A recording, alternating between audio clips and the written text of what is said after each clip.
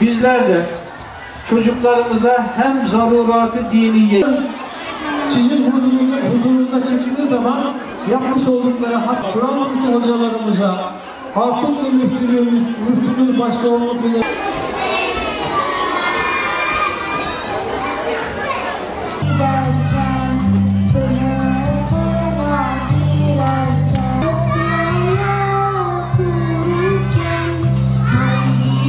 İl geneli 94-6 yaş Kur'an kursumuz var.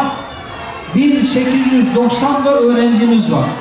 Tabii 10 ilçemizde de 4-6 yaş Kur'an kursumuz var. Ama bunların başını çok şükür Artuklu çekmektedir. Artuklu'da 37 4-6 yaş Kur'an kursumuzda 410 erkek, 474 bayan olmak üzere 884 öğrencimizle eğitim öğretime devam ediyoruz. Ve bu vesileyle hem Artuklu müftümüzü, Artuklu personelimizi, hocalarımızı, emek veren herkesi tebrik ediyorum. Kendileri için dua ediyoruz. İnşallah bundan sonra bunların sayısını daha da artıracağız, kalitesini de daha yükseltmeye devam edeceğiz.